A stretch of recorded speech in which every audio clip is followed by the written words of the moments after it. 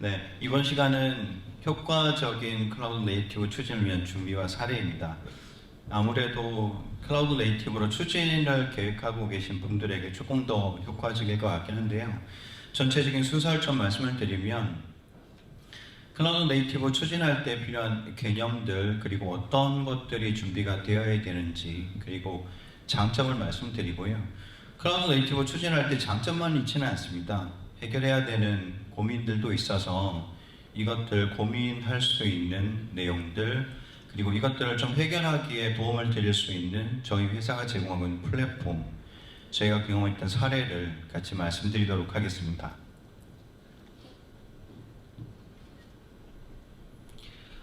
네, 코로나로 인해서 원자재에 대한 공급도 중단이 되고, 그리고 반도체, 자동차뿐만 아니라 여기서 얘기하고 있는 의료, 그리고 리테일, 금융위기까지 다양한 산업에 영향을 미쳤습니다. 하지만 의료 같은 경우에는 신약 개발 과정이 대략 한 10년 정도 걸리긴 하는데, 이런 과정을 통해서 단기간에 백신을 만들기도 했고, 그리고 마스크 대란에서도 온라인으로 대거 사용자가 유입이 되더라도 안정적으로 처리할 수 있던 시스템을 전환하기도 했고요. 금융의 경우에는 개인의 정보를 안전하게 유통하면서 그 개인화된 금융 서비스를 제공할 수 있는 그 혁신을 추진할 수 있었던 계기는 결국은 클라우드 컴퓨팅이 제공하고 있는 다양한 장점이 그 배경을 가지고 있습니다. 말하자면 시대적 변화 아니면 시장에 대한 변화로 인해서 기업이 지속적으로 비즈니스를 지속하기 위한 노력들, 더불어서 클라우드 컴퓨팅에 대한 기술의 발전으로 인해서 제가 오늘 말씀드리려고 하는 클라우드 네이티브가 좀 더 전환에 대한 것들이 가속화되고 있는 상황입니다. 클라우드 네이티브라고 하면 그럼 도대체 무엇을 얘기할까요? 간단히 말씀을 드리면 클라우드가 제공하고 있는 장점들을 100% 활용하면서 어플리케이션의 아키텍처를 좀 더 효과적으로 전환할 수 있는 방법들을 얘기합니다. 왼쪽에 보시는 거는 최근에 얘기하고 있는 그 레가시 어플리케이션의 모습을 좀 더 극단적으로 표현한 모습이긴 한데요. 마치 하나의 덩어리처럼 구성이 되어 있어서 새로운 서비스를 추가하거나 확장할 때도 어려움을 가질 수 있고, 장애가 발생하게 되면 전체 장애로 연결될 수밖에 없는 구조로 되어 있습니다. 이런 구조를 오른쪽에 보고 계시는 것처럼 클라우드에 대한 기술들을 활용하면서 좀 더 유연하고 또 변경의 변화가 조금 더 대응하기 쉬운 구조, 그리고 장애가 발생하더라도 안정적으로 추진할 수 있는 어플리케이션 구조를 변경하는 것을 클라우드 네이티브라고 얘기를 하고 있습니다. 준비를 하려면 그러면 굉장히 복잡할 것 같긴 하지만 사실상 이 네 가지 요소에 대해서만 준비를 하게 되면 클라우드 전환이 그렇게 어렵지는 않습니다. 첫 번째는 어플리케이션에 대한 구조인데요. 그거를 마이크로 서비스 아키텍처 형태대로 전환하게 되고, 두 번째는 오케스트레이션이라고 하는 쿠버네티스 서비스를 활용하게 된다고 하면 좀 더 효과적으로 추진할 수 있고, 세 번째는 서비스를 시장에 딜리버리하는 그 속도와 관련된 데브옵스 영역, 그리고 마지막으로 서비스 간의 인테그레이션을 위한 API 기반의 커뮤니케이션을 준비하게 되면 클라우드 네이티브를 추진하는 게 그렇게 어렵지는 않습니다. 하나씩 좀 살펴보게 되면, 마이크로 서비스 아키텍처는 결국 어플리케이션을 좀 더 유연하게 만들 수 있는 구조에 해당이 됩니다. 한 조사기관에 따르게 되면 마이크로 서비스를 얼마나 활용하고 있느냐에 대한 질문에 운영 환경은 대략 29%, 개발 환경은 15%, 향후에 계획하려고 있는 기업의 응답자 수도 24%에 해당돼서 전체적으로는 약 68%에 해당되는 기업이 어플리케이션을 마이크로 서비스 아키텍처로 변경하기를 계획하고 있습니다. 가장 큰 이유에는 화면에서 보시는 것처럼 서비스 간의 연결성이 굉장히 유연하게 되어 있어서 새로운 서비스를 만들어서 추구할 때도, 그리고 특정 서비스를 확장할 때도 유연한 구조로 확장할 수 있는 장점들을 가지고 있습니다. 이렇게 하다 보니까 시장이 변화되거나 그리고 어떤 소비자의 트렌드가 변경됐을 때 빠르게 대응할 수 있는 아키텍처 구조가 마이크로 서비스 아키텍처가 제공해 줄 수 있는 가장 큰 장점이라고 보시면 될 것 같습니다. 이 마이크로라는 단어 때문에 굉장히 좀 오해를 할 경우가 되게 많습니다. 이거는 작게 만드는 목적은 아니고요. 그 속도, 그 서비스의 변화에 따라서 빠르게 대응해야 되는 크기에 따라서 독립적으로 동작할 수 있는 크기를 얘기하고 있습니다. 네, 말하자면 자동차 같은 경우에는 인원수를 작게 한 다음에 신속하게 움직여야 되는 경우이기 때문에 좀 작은 사이즈로 만들어지고, 그리고 기차의 경우는 대형 많은 사람들을 태우고 특정 목적까지 이동하게 되는 역할을 가지기에 따라서 마이크로 서비스의 목적도 그 목적에 따라서 얼마나 빨리 변하느냐에 따라서 자동차의 크기나 아니면은 기차의 크기로 해서 만들게 되는 것이 마이크로 서비스의 특징이라고 보시면 될 것 같습니다. 그래서 주의할 것은 이 마이크로라는 단어로 인해서 너무 많은 서비스를 만들지 않도록만 하게 되면 좀 효과적으로 추진할 것으로 보여집니다. 대부분 이 마이크로 서비스로 인해서 굉장한 고민들을 가지고 있는데요. 이렇게 하지 않더라도 다음에 나오는 기술들을 적용하게 되면 어느 정도 마이크로 서비스 아키텍처를 적용한 효과를 볼 수 있기 때문에 뒤에서 나오는 기술들을 조금 더 관심 있게 보시면 좋을 것 같습니다. 두 번째는 오케스트레이션인데요. 그 흔히 우리가 얘기하는 큐버네티스에 해당이 됩니다. 큐버네티스의 장점은 프라이빗뿐만 아니라 퍼블릭에서도 서비스를 가지고 있어서 특히 프라이빗에서도 운영하고 퍼블릭에서도 운영하고 있는 하이브리드 형태의 엔터프라이즈 니즈에는 가장 적합한 모델이기도 하고요. 특히 최근에 얘기하고 있는 GPU에 대한 관리 역시 큐버네티스로 하고 있습니다. 그리고 클라우드에서 돌아가는 어플리케이션에 대한 배포나 운영도 굉장히 효과적이기 때문에 이 큐버네티스에 대한 활용성은 지속해서 늘어날 것이라고 예측을 하고 있습니다. 큐버네티스가 해줄 수 있는 영역은 굉장히 많습니다. 외부에서 들어오게 되는 대량의 유입 상황에서도 자동화된 오토스케일을 지원하고 있고요. 그리고 서비스의 확인을 지속적으로 하면서 문제가 되는 서비스를 재기동하고 또 안정적인 노드로 옮길 수 있는 오토 힐링에 대한 기능들도 가지고 있습니다. 대부분의 큐버네티스 기반으로 서비스들을 대부분 런칭하고 있다 보니까 이 큐버네티스 기반에서 인테그레이션도 굉장히 쉬워지고 인프라에 대한 자원들에 대한 변화를 자동화해서 관리할 수 있기 때문에 그 워크로드에 대한 부분도 굉장히 줄여줄 수 있는 효과를 가져갈 수 있게 됩니다. 최근 저희 한 고객사에서는 이 큐버네티스가 어느 정도 안정적으로 돌아가고 난 다음에는 사실 딱히 그렇게 할 일이 없다라고 얘기할 정도로 좀 더 효과적으로 운영하는 데 도움이 될 것 같습니다. 네, 세 번째는 데브옵스에 대한 부분입니다. 데브옵스는 결국은 기업이 어플리케이션을 얼마나 빠르게 시장에 내놓을 것인가에 대한 역량을 증가시켜 줄 수 있는 도구에 해당이 됩니다. 말하자면 얼마나 빠르게 서비스를 런칭하고 고객을 얼마나 빠르게 만족시켜 줄 것인가, 그리고 얼마나 빠르게 시장에서의 기업의 경쟁력을 확보할 것인가에 대한 도구가 사실 데브옵스에 해당이 됩니다. 지속적으로 어플리케이션 인테그레이션하고 그리고 지속적으로 디플로이하고 테스트하고 모니터링하면서 결국은 개발에서부터 운영에 대한 전체적인 프로세스를 단축하고 빌드에 대한 잦은 배포를 통해서 기업이 원하는 목적을 이룰 뿐만 아니라 고객이 원하는 서비스에 대한 신뢰성 있는 서비스를 제공해 주는데 가장 큰 역할을 진행하고 있습니다. 네 번째는 API 기반의 커뮤니케이션입니다. 클라우드 네이티브에서는 모든 서비스가 전부 다 API 기반으로 연동하고 있습니다. 외부 시스템과 연동을 해서 그 서비스 간의 인테그레이션을 수행하거나 내부 서비스들 간에도 연동할 때도 API를 활용해서 서비스를 좀 더 유연성 있게 활용할 수 있도록 하고요. 그리고 데이터베이스마저도 API 기반으로 연동하면서 데이터베이스에 대한 무결성, 데이터에 대한 무결성까지도 지켜주고 있는 것들이 이 API에 해당됩니다. 금융 서비스 같은 경우는 개인화된 파이낸셜 서비스를 제공해 주기 위해서 다양한 기관들과 연동하게 되는데 그때도 이 API를 기반으로 하게 되고요.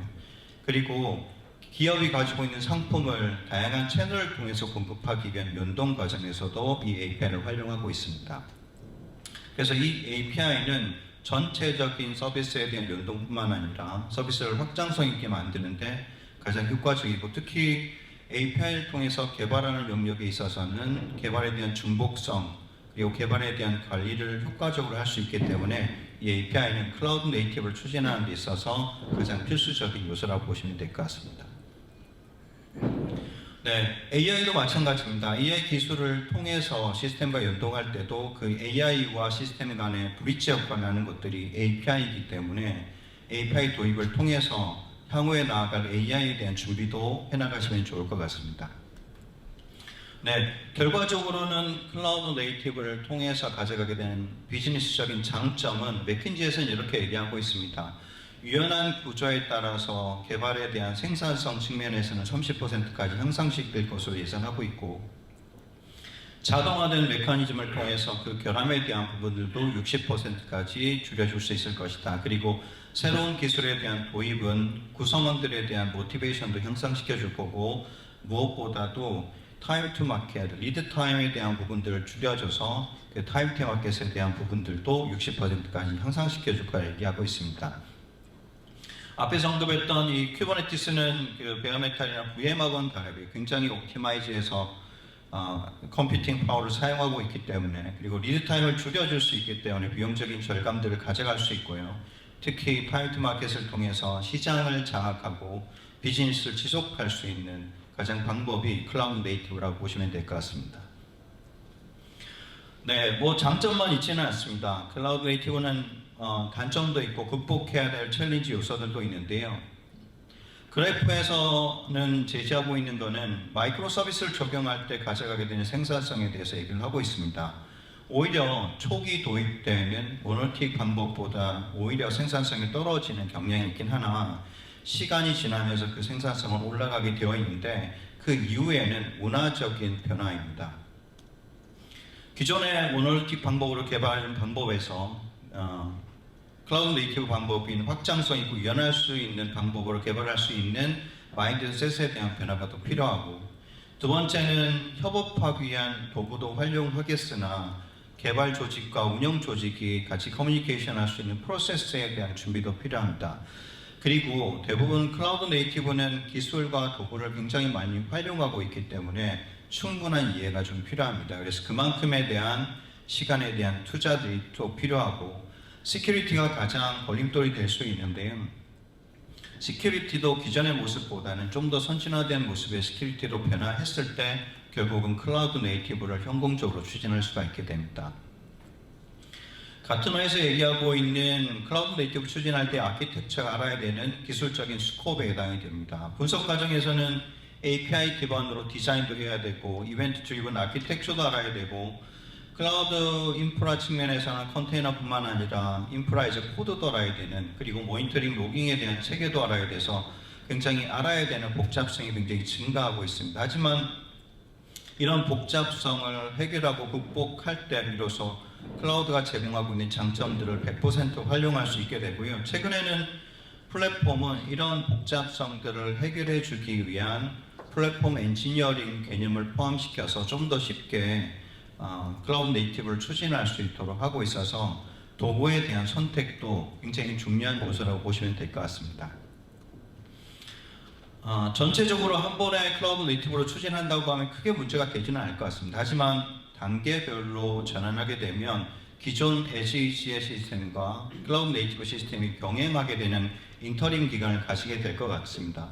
전통적인 방법의 클라이언트 서버 방식의 모습에서 그 신규 시스템은 멀티 채널을 통해서 고객에게 멀티 익스피리언스를 경험을 제공해주는 어떤 관점의 아키텍처, 기존 시스템은 센트럴라이즈된 통합된 IT 구조라고 하면 이제는 분산된 구조, 이 두 개의 모델을 동시에 운영하기에는 사실은 준비가 많이 필요하고 운영에 대한 로드도 많이 걸릴 수가 있습니다. 그리고 기존 시스템과 새로운 시스템 간의 연계를 위한 API를 통해서 전문을 변환한다든가 이런 것들에 대한 고민들도 사실 필요합니다.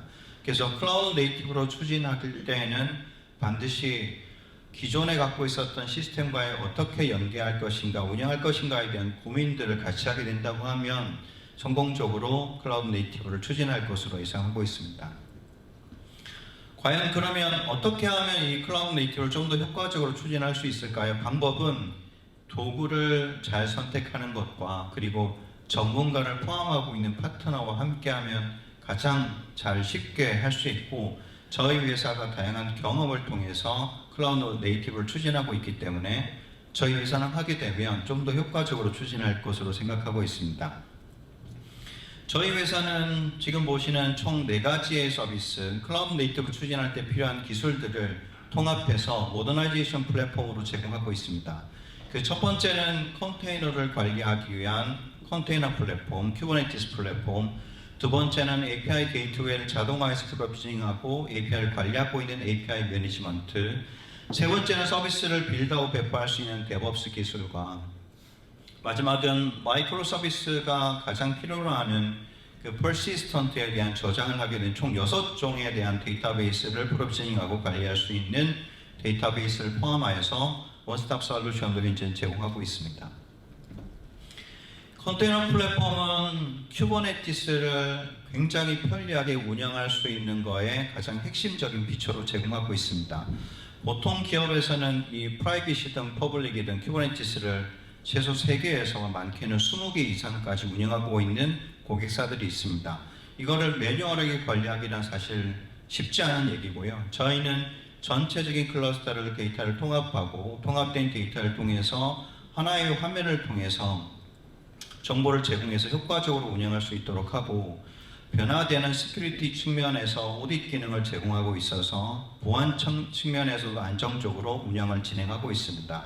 이미 사전에 만들어진 모니터링 기술을 통해서 좀 더 최적화된 모니터링을 함께 제공해드리고 있습니다. 화면을 통해서 좀 보시면 저희가 제공하고 있는 어드민 기능의 UI 대시보드에 해당이 됩니다. 전체 클러스터에 대한 부분들을 일괄적으로 API를 통해서 정보를 통합하게 되고 하나의 UI를 통해서 효과적으로 관리할 수 있는 기능들을 현재 제공해드리고 있습니다. 저희가 이미 만들어져 있는 모니터링 기술들은 클러스터 단위 아니면 노드 단위, 프로젝트 단위로 볼 수 있도록 해서 엔터프라이즈가 필요한 다양한 관점에서의 유세지 정보를 바라볼 수 있도록 하고 간혹은 프로젝트 단위로 개별적으로 자원들을 독립해서 활용하는 경우도 대부분 많이 있습니다. 그럴 때는 이 프로젝트의 단위의 대시보드를 통해서 좀 더 독립된 환경에서 프로젝트를 추진할 수 있는 기능까지 같이 포함되어 있습니다.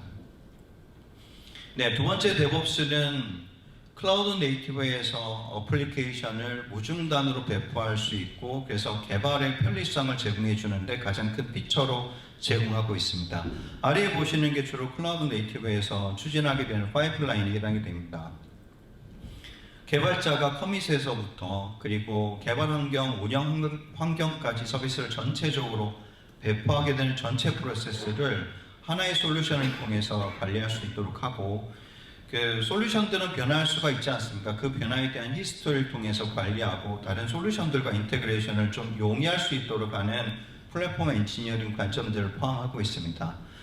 빌드 배포를 통해서 히스토리를 관리하고 그 히스토리를 통해서 롤백할 수 있는 기능과 블루그린 배포를 통해서 무중단으로 배포할 수 있는 그런 핵심적인 기술들을 가지고 있고요. 특히 쿠버네티스에는 어플리케이션을 배포하기 위해 배포 구조를 야물이라고 하는 아키텍처 코드로 만들고 있습니다. 저희는 UI 토폴로지를 통해서 좀 더 편리하게 쿠버네티스에 대한 전문 지식을 갖고 있지 않더라도 코드를 자동으로 만들 수 있도록 하는 기능을 제공하고 있어서 UI를 통해서 만들어졌던 서비스의 모습을 그대로 개발 환경과 운영 환경, 프라이빗뿐만 아니라 퍼블릭까지 배포할 수 있는 기능들을 함께 제공해 드리고 있습니다. 만들어진 이 토폴로지는 시스템에 대한 운영 상태를 반영해서 그 로그에 대한 부분 그리고 사용 현황에 대한 부분들을 그 가시성을 높여줘서 좀 더 쿠버네티스의 다양한 컨테이너를 효과적으로 볼 수 있도록 기능을 제공해 드리고 있습니다.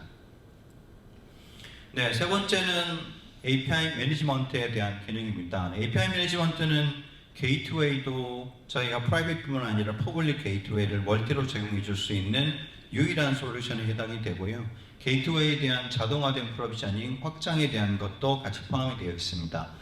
API를 만들게 되면 저희가 야물 파일로 만들게 되면 API 야물 파일 등록과 동시에 API 전체를 함께 등록할 수 있도록 자동화되어 있고 관리뿐만 아니라 등록된 API를 문서화하고 화면을 통해서 바로 테스트할 뿐만 아니라 개발자 포털도 함께 제공해드리는 하나의 API를 관리해 줄 수 있는 통합된 관리 솔루션에 해당이 됩니다. 네, 화면을 통해서 설명을 드리면 멀티 게이트웨이를 프로비저닝하고 관리할 수 있도록 제공하고 있고요. 흔히 쉽게 프로비저닝 할 수 있도록 하고 API에서 등록되는 트래픽에 대한 팔리시를 조정할 수 있도록 하는 팔리시 기능들도 포함이 되어 있고 등록된 게이트웨이를 쉽게 확인하고 테스트할 수 있는 기능들도 함께 제공해 드리고 있습니다. API에 최적화되어 있는 모니터링 툴을 통해서 얼마나 API가 잘 사용되고 있는지를 확인하면서 어떤 서비스가 잘 쓰고 있는지에 대한 인사이트도 받아갈 수 있는 그런 기능들도 포함되어 있고 개발자 대시보드는 커스터마이징을 용이하게 하고 있어서 엔터프라이즈에 최적화된 그 포탈로서 제공을 해드릴 수가 있게 됩니다. 네, 데이터베이스는 주로 마이크로 서비스에서 많이 쓰게 되는 6종에 대해서 자동으로 프로비저닝 하게 되는데요. 사용자가 없더라도 개발자의 전문성이 없더라도 고가용성 기반으로 프로비저닝하고 또 가장 최적화된 세팅 값을 통해서 프로비저닝 할 수 있도록 구현되어 있습니다. 그래서 주로 많이 쓰게 되는 카프카나 레디스에 대한 부분들이 전문가가 없이도 쉽게 구현하고 운영할 수 있는 도구로 제공해 드리고 있고요. 만들어진 도구를 통해서 DB에 최적화된 모니터링 기능도 함께 제공하고 있어서 좀 더 비용적인 측면에서 또 인력이 있지 않더라도 효과적으로 운영할 수 있는 방법들을 현재 제공해 드리고 있습니다.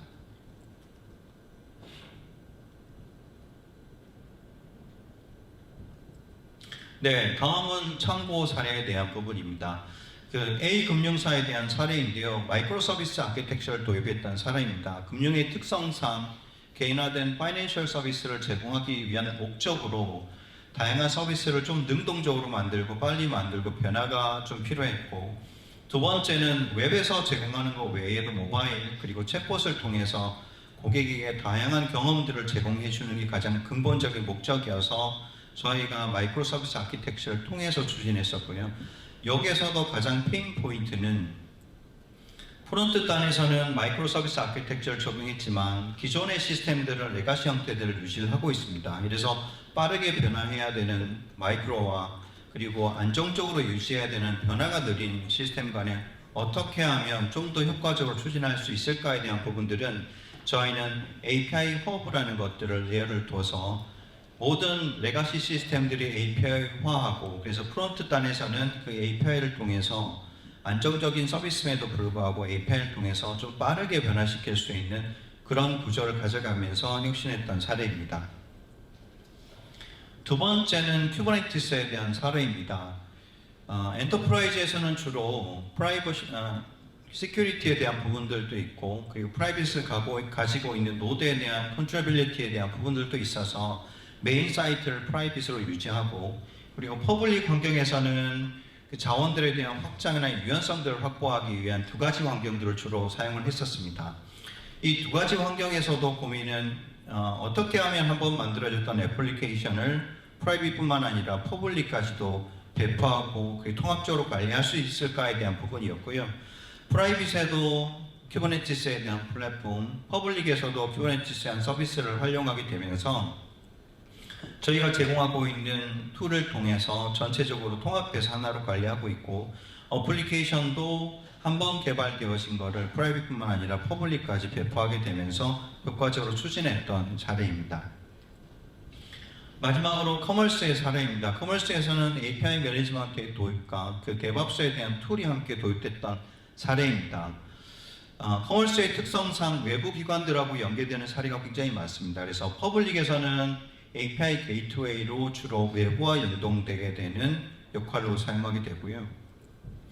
내부에서는 내부의 서비스들 간의 유연한 연동을 위한 API 게이트웨이를 활용했습니다. 그래서 이 두 가지의 API 게이트웨이를 단일한 매니지먼트를 통해서 정책을 관리하기 목적으로 APIM을 썼었고 저희가 제공하고 있는 APIM을 통해서 퍼블릭뿐만 아니라 프라이빗에 있는 정책, 관리에 대한 API 게이트웨이를 효과적으로 했던 사례입니다.